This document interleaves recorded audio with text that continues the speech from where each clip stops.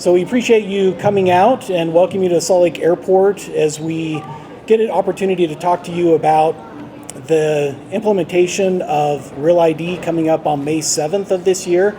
We have a few folks with us that are going to be able to talk about what that means and what it's going to look like, so they're all ready for May 7th and then going into the travel season. So I'm going to turn the time over to Matt Davis, who is the Federal Security Director for Utah, and he's going to be able to talk a little bit more about TSA and what this Real ID means and what it's going to mean when folks are flying out and going through the checkpoint. So I'll turn it over to Matt.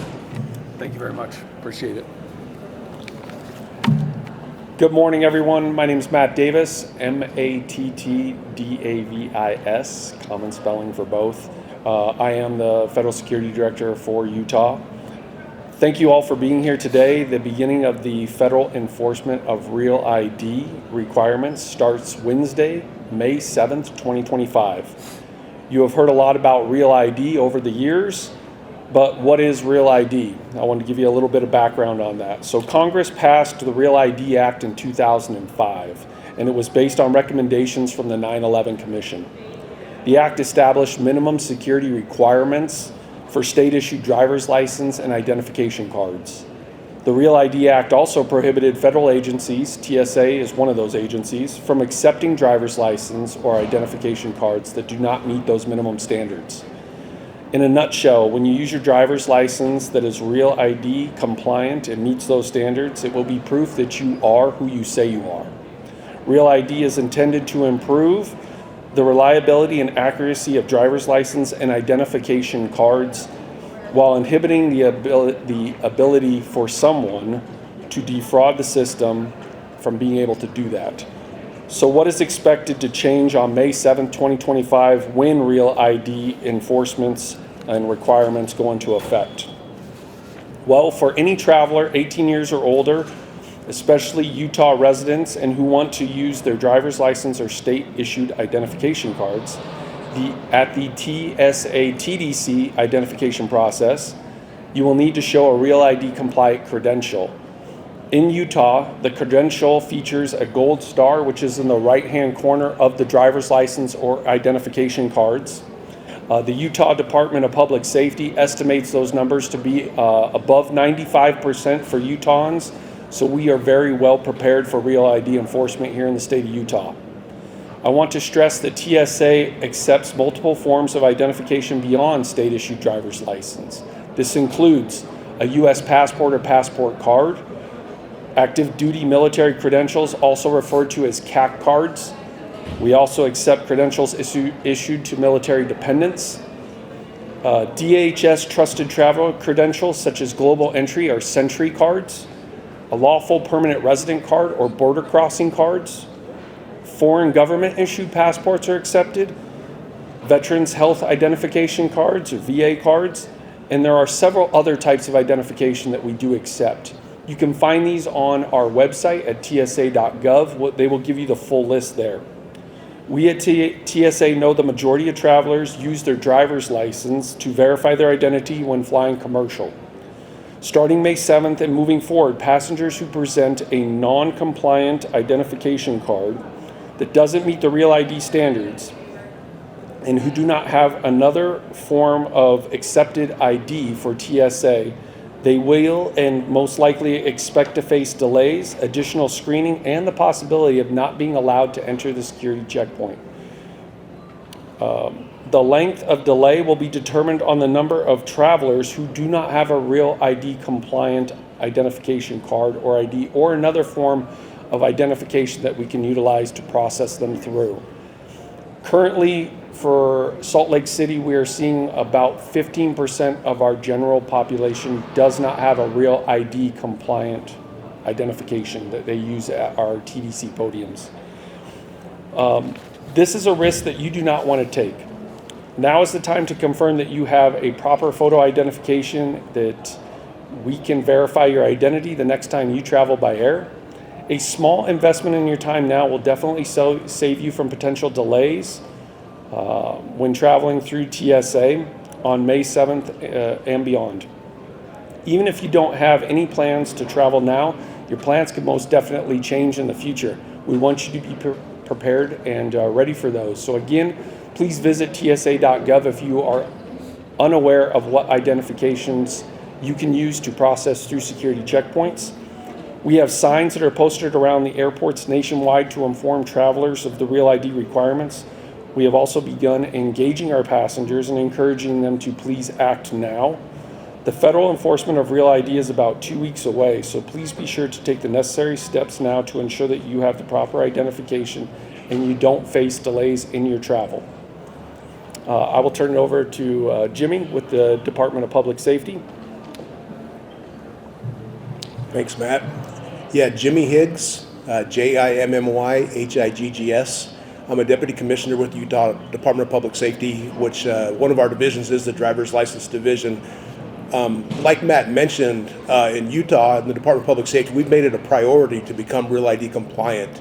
And so we are currently sitting at 95.5% compliant. And so if you have a Utah driver's license, it's a high probability that you are compliant. Our biggest concern is people that might have moved to the state and still have their driver's license from the state that they came from. And so if that's the case, or for some reason you don't have an ID to where you are compliant, we would encourage you to go to dld.utah.gov to schedule an appointment, and we'd be more than happy to work through the process to get you a compliant ID. So with that, I'll turn the time back over to Trevor. Thank you both. With that, we'd like to open it up for questions for any of the folks up here.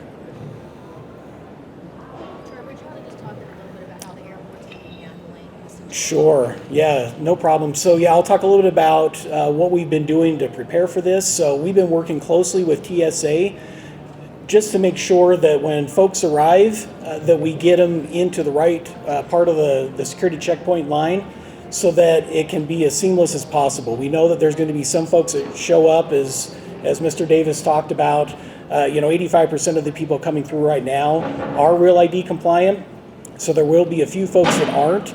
And so we'll work with TSA to try to help those folks with whatever identification that they do have, to try to work through that process in the screening process. So we're working closely with them leading up to it, and have a number of planning sessions scheduled just to make sure we can help folks, but more importantly, those that are ID compliant, Real ID compliant, that they get through the checkpoint in expeditious manner. And so we're ensuring that operations continue to run smooth even with this enforcement that begins on May 7th. What's the difference between why the new ones are better for security than the old ones? Sure, Matt, if you want to.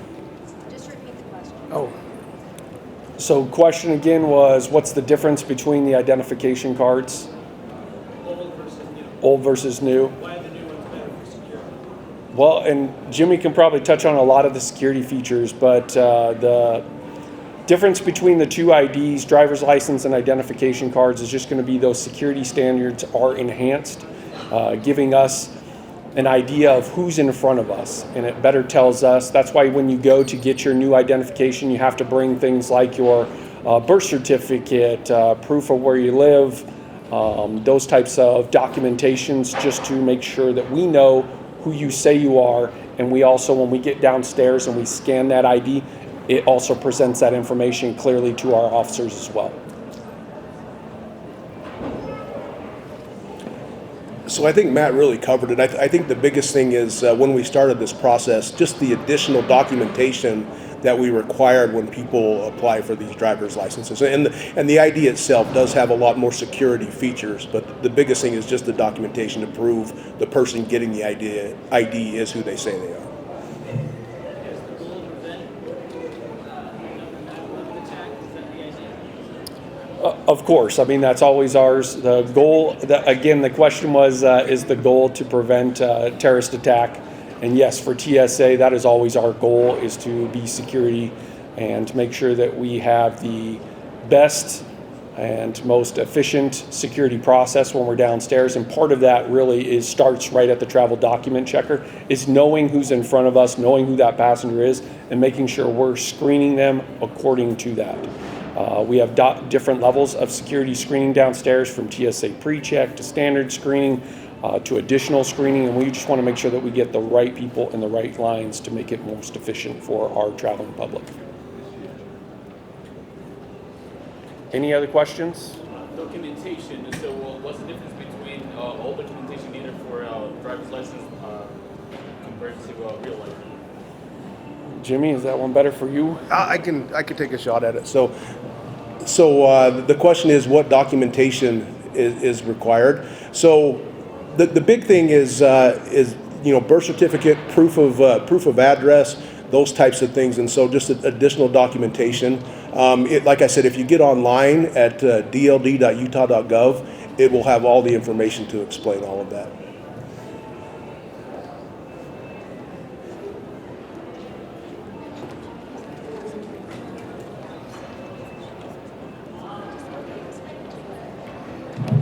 Yeah, and so I know some people during this time of the year, we're really between spring break and the summer travel season. And people that fly in and out here a lot, they say, I can show up maybe an hour and a half before my flight and be fine.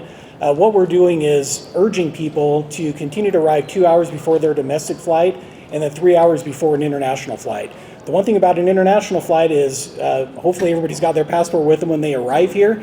And so that is going to be one of the IDs that is compliant. But please just be patient, arrive early, and just be ready for getting on your flight during this transition phase. And we don't anticipate, we're ready and we're planning, but we just continue to urge people those same times that we always give: 2 hours domestic, 3 hours before an international flight.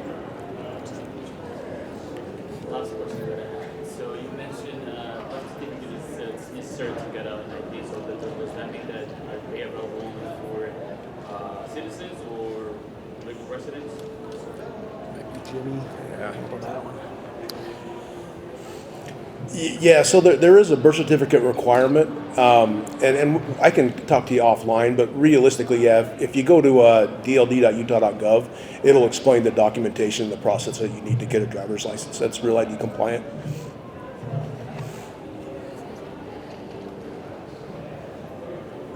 Any other questions?